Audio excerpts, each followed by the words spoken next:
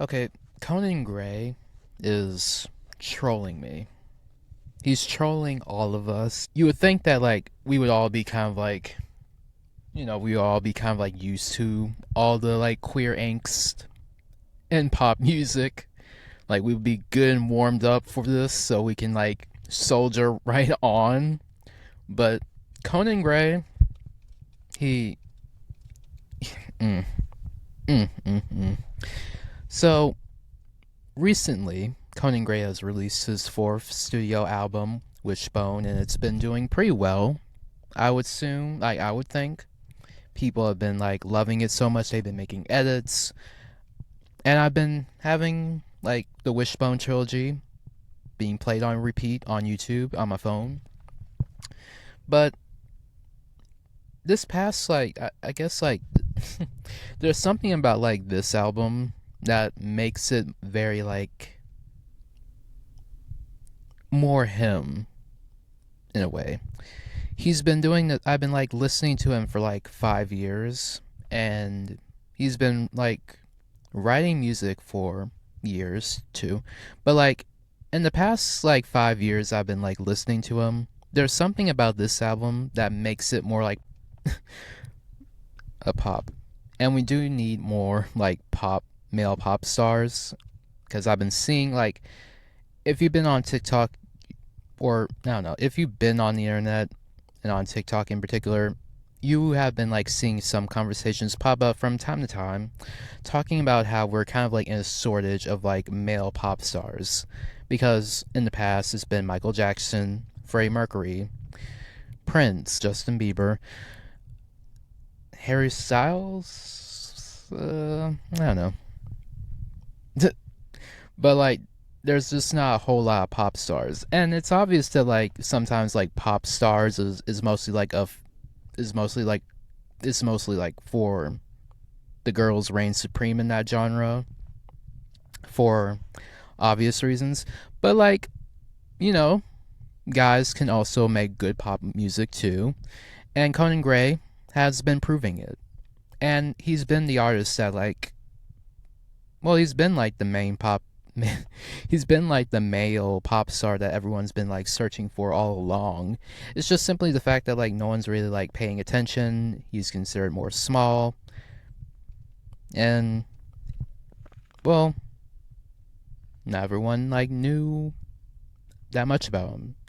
But now, in recent events, he's just recently performed at the VMAs, and everyone's been loving that performance.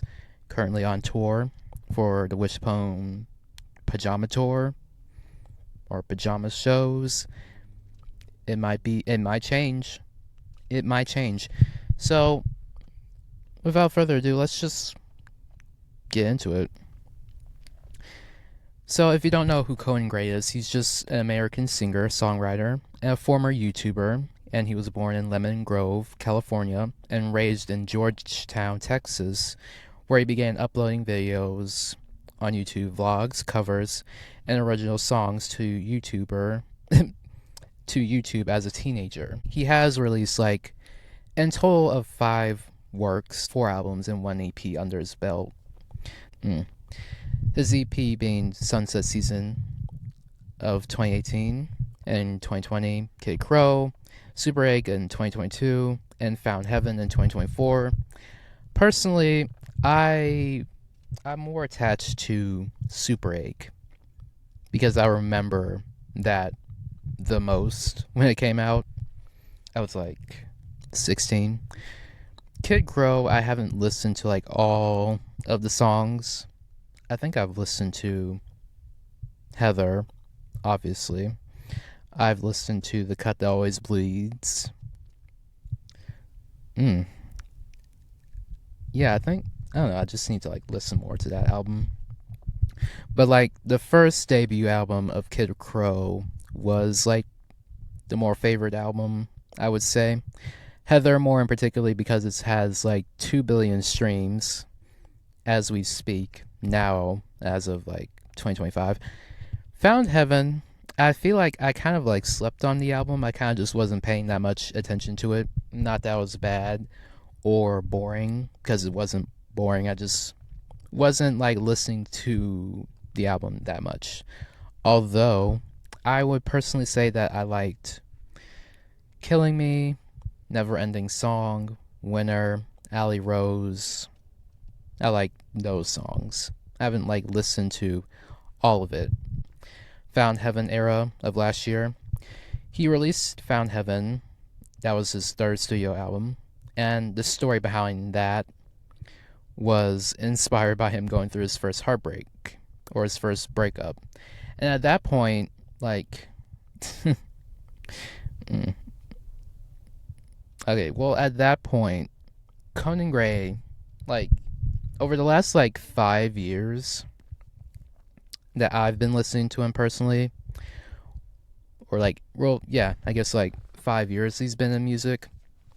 Conan Gray has kind of like made a name for himself to be kind of like a heartbreak prince. But like the kind of like gag or like the joke or the very ironic thing is that he at that point 3 years ago in 2022 had never really been in a relationship. And he was mostly like writing about heartbreak in a more hypothetical, theoretical sense. It's more like he has had feelings for people, they just never really felt the same way back, which is a more relatable and accurate portrayal for most people. And by most people, I'm really talking about myself.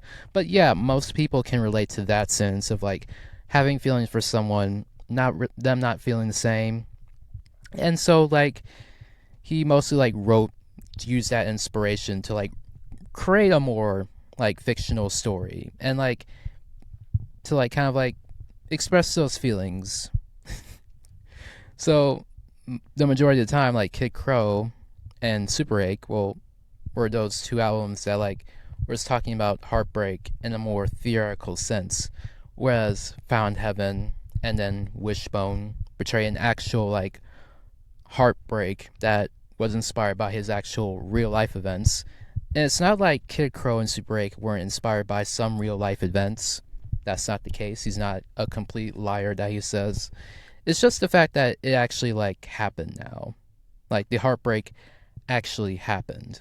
So now he's talking about it more for real, in Found Heaven and Wishbone. So it's not really gonna be like so hypothetical or like quote unquote he's been in a relationship in the past. And I'm not like saying it to like be nosy, it's just mostly like to just simply like give more context. Because again, like he mostly like portrayed himself as more like the heartbreak prince of like never really been in a relationship. And yeah, that's more like the more relatable that's more of a more relatable topic for a lot of people. And Super 8, there's like songs like Memories that mostly like come into like that kind of like paint that up. They kind of like paint the picture of like I don't know, of a heartbreak. Songs like Yours on Super 8 that like again like it portrays like a lot of like it's a mixture of like real life feelings that he's talking about, and also like just being I don't know, talking about heartbreak in a more half of it is more inspired and then it's half in a hypothetical sense. But he did say that like it was inspired by like an actual like heartbreak in Found Heaven, particularly the song Alley Rose. That was like the more bigger song of that album.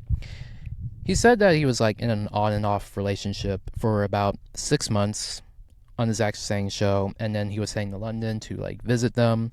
Then as soon as he was close to landing, got dumped by text, and then that inspired the album. And of course I did. Like, you thought I was gonna do the dump. You're making it seem like you got dumped. Is that what happened? Yeah, I got dumped. Yeah, I got dumped. Of course I did. Like, you thought I was gonna do the dumping? No. No. No, you do give like someone who like once you're in, you're holding on for dear life. Once I'm in, I'm like, please, if you ever leave me, I'll die. Did you tell him that? I was like, No. It ended very abruptly without me expecting it, and so there was so little said. And I think Whoa. I'm very bad at like expressing my emotions kind of like in real time. I really have to like think about what I'm saying. I have to really think about like how I want to say it.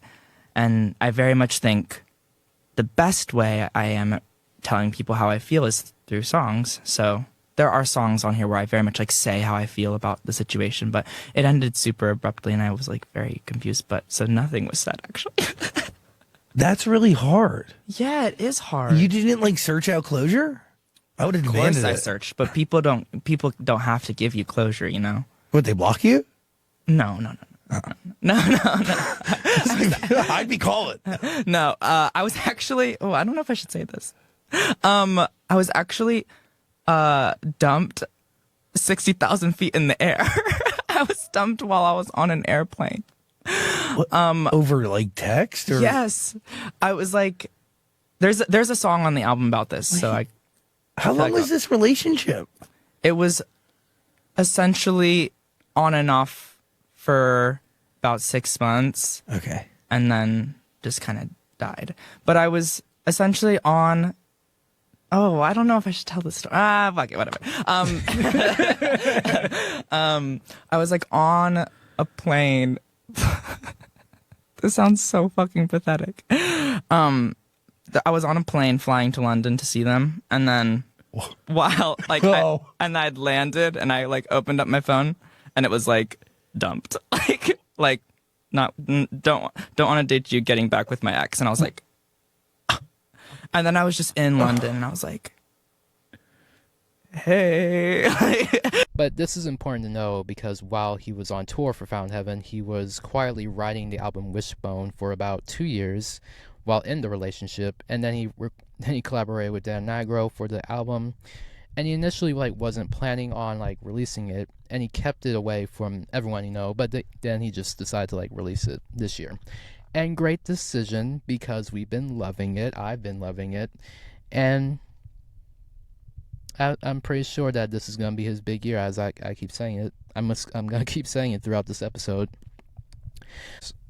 It's, the whole concept of the album was him comparing wishbones to relationships, with both people kind of like coming in and betting on each other and committing time to each other, but one day someone is going to change their mind, and if and when the breakup happens, one person gets the short end of the stick, meaning one person one person might dump the other, and then the other person might have to like pick up the pieces. Well, the person who usually gets dumped has to like stay in, who kind of has to like pick up the pieces, while the other one who does the dumping is usually like more moved on, and that other person who got dumped has to be in this sort of like limbo for a minute, so it takes them more while for them to like move on and like stay in the past life while the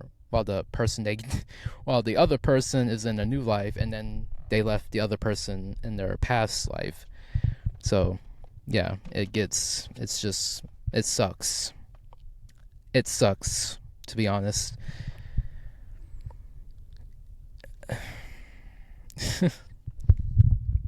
Oh god, it really does suck. I won't go into it.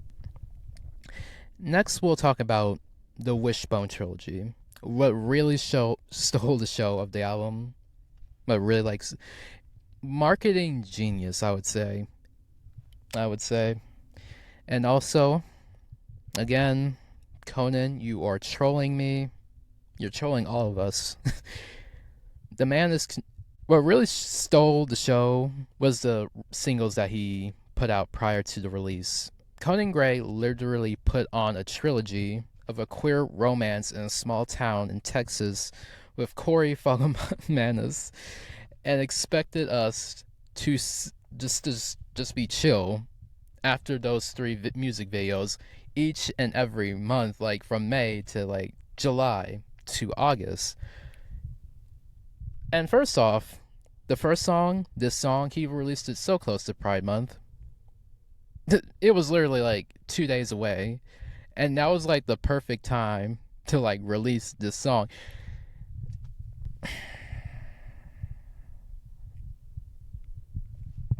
I was like the most surprised to like find out that like Corey and Conan actually like know each other.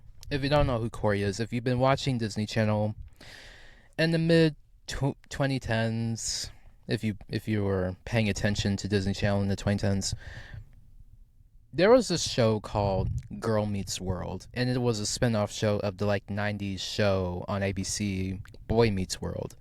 So it followed Corey, Topanga, as they now lived in New York with their child Riley in August, and Riley has her best friend Maya, played by Sabrina Carpenter, and then their other friend Farkle, played by Corey, and they kind of like, you know, it's kind of like a coming of age, sort of like them navigating through their middle school and like high school years. It's sort of like it's just a spin-off of Boy Meets World, basically. Sort of original storylines, but mostly like copying storylines, trying to like whatever. I didn't watch it that much. I'm not that quite bit of a fan. For my own personal reasons, I could make a whole episode about it. It'll just be boring. I'll just say why. Do you guys remember that episode in Girl Meets World where Farkle was kind of like had to like see if he had like autism. And throughout the episode, like it was treated as like such a bad thing, like he had cancer. And they just like the way that the way that they did it, it was so insulting. It was so insulting. And it's been on my shit list ever since. That was like the episode's more older, but like I watched it like 5 years ago. And as I was like writing this outline and thinking about this, I was just thinking to myself, wow, this is still bugging you. You are still holding on to the fact that they just like did that whole autistic episode.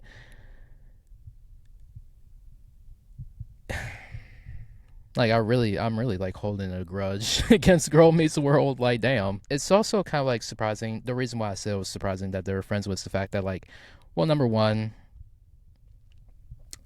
okay, a fan of Olivia Rodrigo. I'm a fan.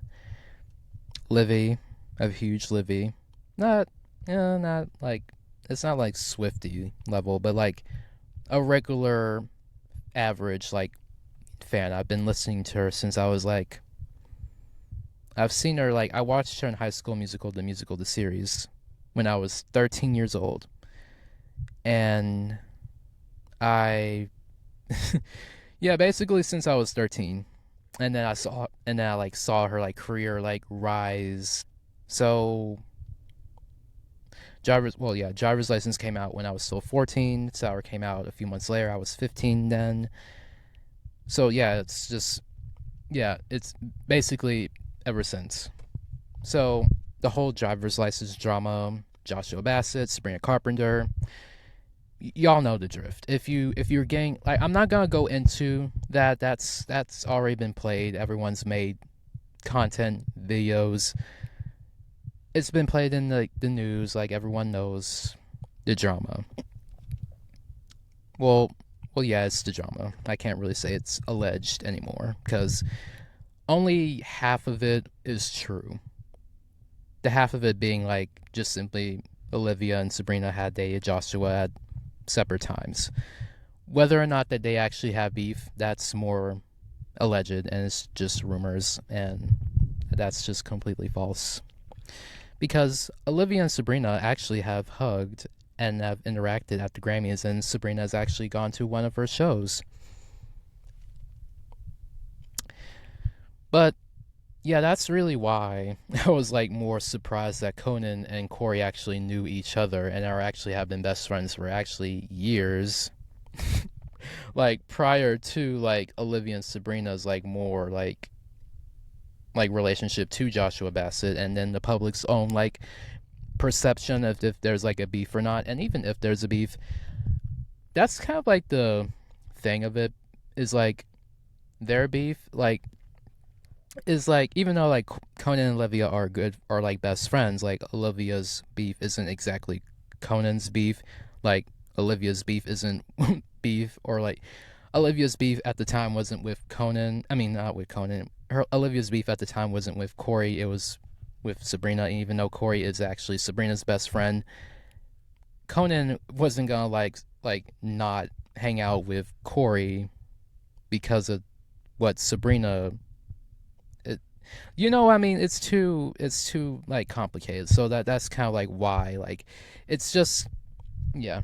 And also like fandoms can be toxic, and then like they create like this so much like drama, and it's just so typical, and it's like whatever. But like it was just nice to like see that, like, yeah, it was like a funny like little coincidence. It's like their friend groups are like soft launching a whole thing, you know?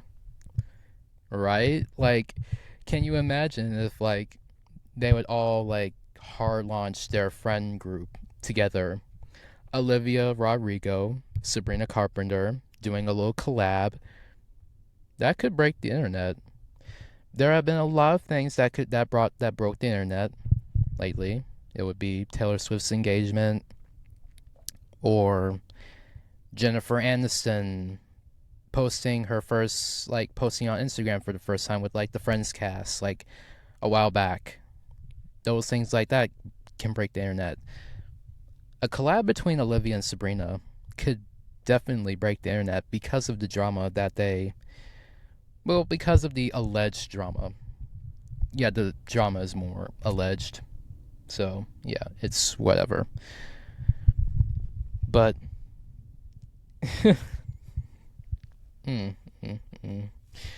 I'm getting on a tangent. It's that was like a whole ass tangent.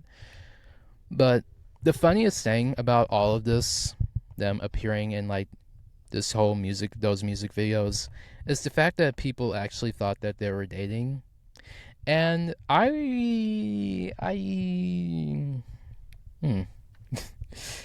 I cannot say that I was either agreeing or disagreeing with those theories, because of the fact that, like, I don't know. I can't really say like I was like on board with those like fan with those rumors or against those rumors. I was just simply kind of like seeing where this is going. Like, what's happening here? Like, what's happening? That's kind of what I've been thinking. Like, what the hell is happening? Like, I'm just reeling over this. But the rumor isn't true. Conan's single. Corey has a boyfriend he's been seeing for about 5 months. It's just best friends. They're just best friends, and they've been best friends for years, and they just simply have great chemistry. And they've also have a knack for making all of us queer boys, like, heads explode in those music videos. But we'll just debunk and like talk about the music videos. Like, let's just talk about the music videos. Let's just get into let's get into like the video breakdown of those music videos.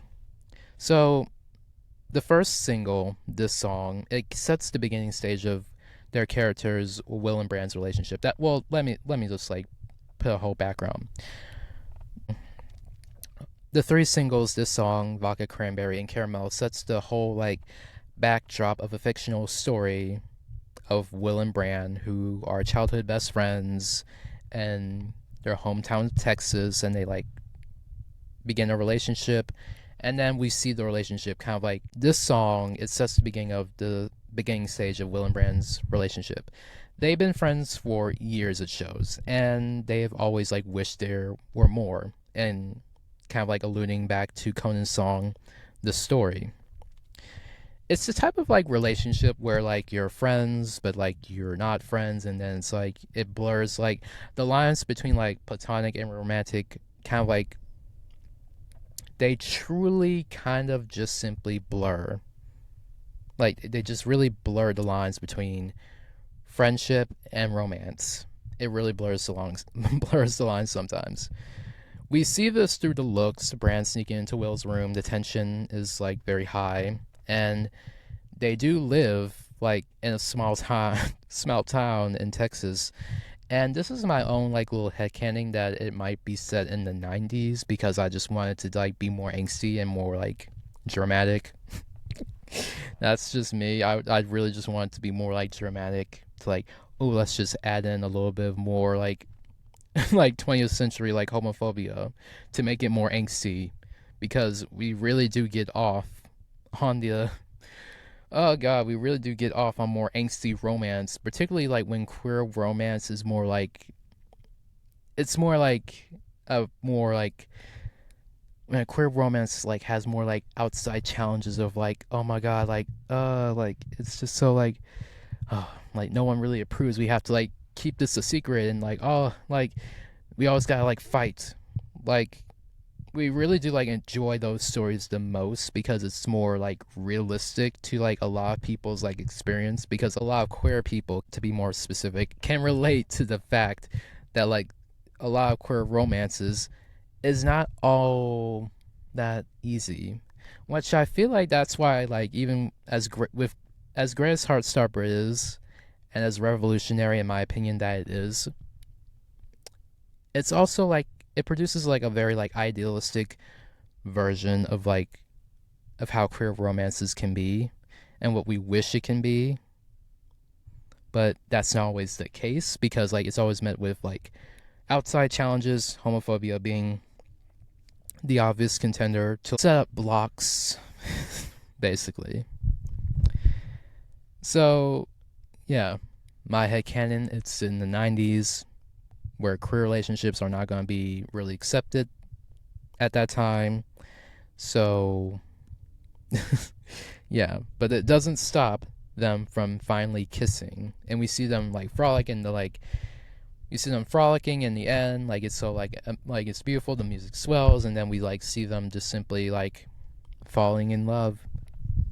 Just, and we just see all these moments like come back. Them like riding their bikes in the middle of the road with no one in sight. They're just like having fun in the lake. I think like at them at like their like little ice cream shop, and it's beautiful. But one thing to notice at the end that all of their kisses take place more in private. Well, obviously they do, but like it's more private in the dark, and it sets the stage for the next single, Vodka Cranberry, where the relationship it all comes crumbling down. So Will and Bran are on a road trip and they're trying to like make the most of their summer break. But something seems to be on Bran's mind. And we see this with Corey's like facial expressions and the distant behavior. It seems like things are fine when they're like in private, playing cards in their tent or like swimming in the lake. But like when they're in public, Bran's very tense. And what we're seeing right here is sort of like a very common thing in queer relationships is this sort of like fear of being hate crimed for being like afraid to show affection in public due to like internalized homophobia. And also like, again, you're just afraid of like being hate crimed because it's scary. And this is coming out from Bran, and unfortunately Wilson is at the end of like Bran's distant treatment, and then they go to a bar, and then Will's excited to be doing something with Bran, and then Bran's seen being overly friendly with like the waitress, and then he's flirting with her obviously, and then this causes like a huge fight, and then like the bridge like well like the climax in the song Vodka Cranberry. Who hurt you? Who hurt you, Conan, to do this to us when you released Vodka Cranberry? Who hurt you? But I can say, through the Vodka Cranberry, like, I can say throughout the song, it really was like I was getting war flashbacks because I've been sort of in Will's shoes. Because a lot of us have been Will, and we had a Bran, and that Bran has low-key did us dirty. and it makes us kind of like iffy when someone else comes along. It's just, it ain't fun, y'all. It ain't fun. Crashing out over a guy like Bran, it ain't pretty. You don't. It's not. It's not the prettiest thing. It's just not fun. It's not fun. Anyway, the last single, Caramel. It's sort of like the aftermath of the events. Well, I forgot to say this. The bastard left Will in the middle of nowhere after the fight. So after like that fight they had at the bar, Bran being so upset and can't even like look him in the face, can't even like look Will in the face, leaves Will stranded in the middle of nowhere in their motel, and just that's just like, huh? What?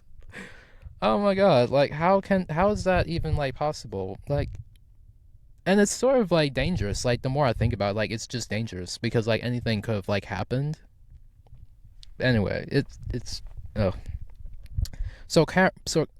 Caramel or like caramel or like caramel, whatever. Caramel is sort of like the aftermath of the events that like happened with Will and Bran, and Wilson is sort of trying to like move on from Bran, but like he runs into him at the supermarket where he works, and then this leads to them like heading back to like Will's trailer, and then they start, you know, hooking up. And then this throughout the song we kind of like get the message that this relationship might be kind of like transitioning from like young love to a more secret and more push and pull dynamic between the two.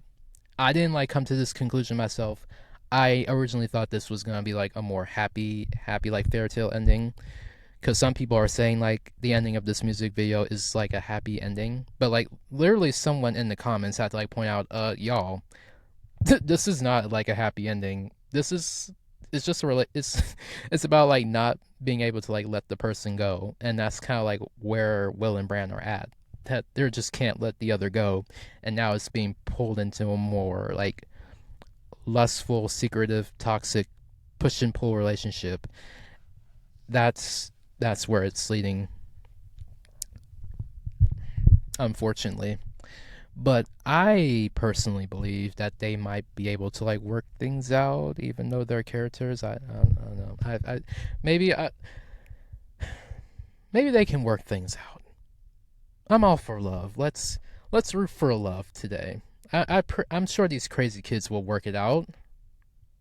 Right? Right? Right, guys?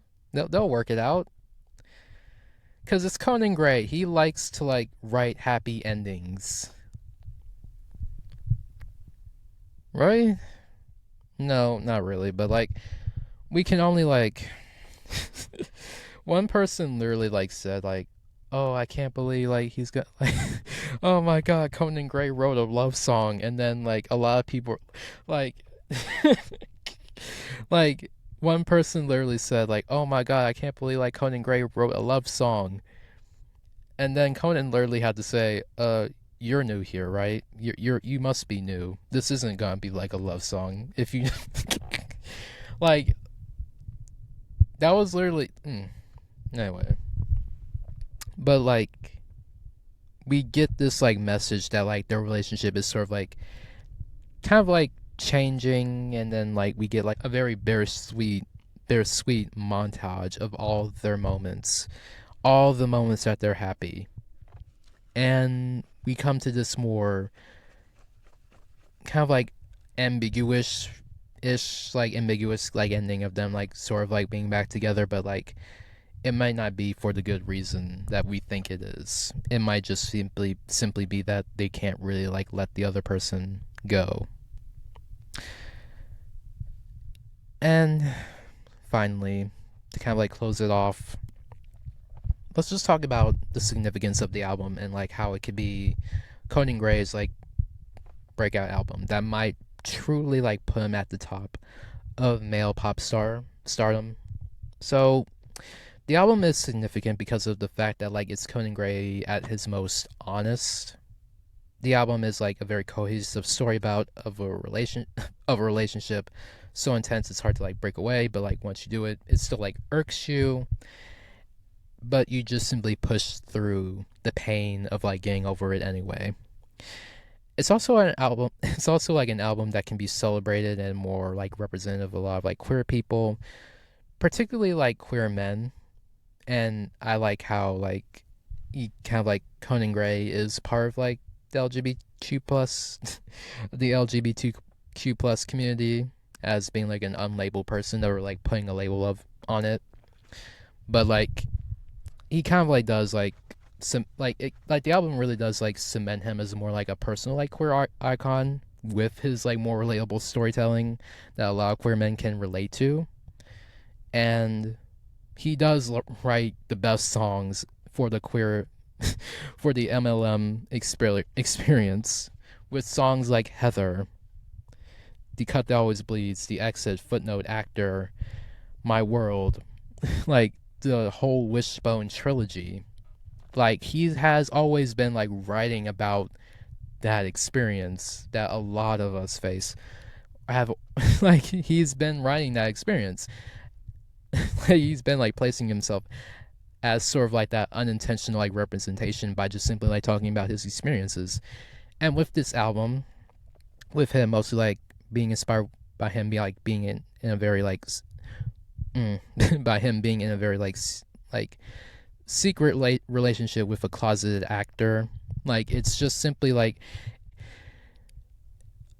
the Wishbone actually like talks about like being in a relationship with a more DL or like closeted guy, which again a lot of queer men can relate to. So it definitely like places him in that little as like an unintentional like queer icon for a lot of people. So like it's just I don't know, like particularly like with those songs that I mentioned, like it's very honest because like all those relationships allude to being in a relationship with guys, and like even though like Conan Gray doesn't label himself more specifically, and he does like feature like both male and female like love interests in some music videos, like to just simply like be more comfortable with saying that yeah he likes guys. That doesn't mean like he exclusively likes guys. That is not what I'm saying. That it's really like it's good. It's just brave. It's just like you gotta be proud of him for that. Just being more like just not really giving a fuck anymore. And that's what the album's about. He doesn't really give a fuck anymore. Like he doesn't really like give that much of a fuck about people maybe like putting labels on him. He's just simply living his life. And that's just what that song My World just is just talking about. Because like he just likes what he likes. And he's just simply doing him. He's just doing him. He's just doing him. But it has been the summer, a great summer, with everything that's been going on in the world. I feel like summer 2024 and a little bit of summer 2025 has been good summers for queer people. You know, queer women have had Chapel Roan throughout summer 2024, and then queer men have been having a lot of fun with like, well, no, well, actually, like we've been crashing out over Conan Gray all summer. So who's winning? Well, this is not a competition, but like, I don't know. I just like how Chapel Roan and Conan Gray have been leading the charge of like music this of the summer. They've really been leading the angsty charge. Good work, you guys. Good work. But like, it's nice to like have more like he's being more honest with himself. And Wishbone has done that. Wishbone, like I keep saying, is like his most honest work, and he's more himself. The songs are like pretty good. Like there's just something more different about this album. I wish I can like say like I don't know. I wish I had like more notes to say, but like the album really does do its justice with the fact that like Conan Gray is more like assertive. Well, Conan Gray is just more like comfortable with like saying or like being more explicit by saying like he likes guys, by like putting his best friend in a music video, by being more like open with the fact that like in the songs that like yeah I was in a relationship with this guy who's an actor who no one knows about, who like didn't want to be seen with me. And that's like very like brave and honest. Like he's just being more honest with himself, and when he's more honest with himself as a songwriter, the songs would be more good, because authenticity, as Olivia says, is what makes a good song. But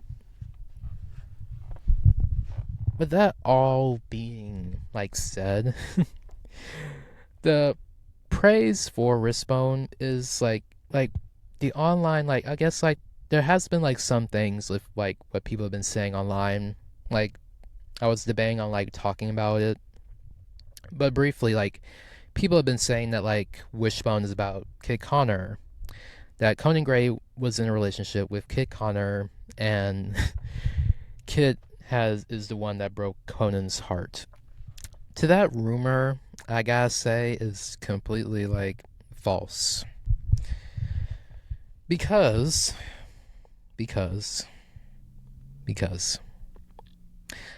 well, number one is the obvious age difference between the two of them. Kid Connor is, I think is, oh god, like how old is Kid Connor? Let's look it up. Like, oh my god, how old is Kid Connor?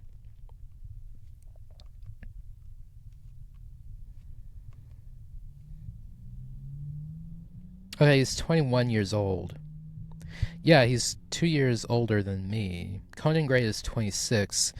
So, Kid Connor would have been like a little bit younger, like when, I don't know, like when Conan Gray and him, like with the relationship that Conan Gray was in. Kid would have been like a little bit younger, and that would have made Conan look like a creep. So that's not really like accurate.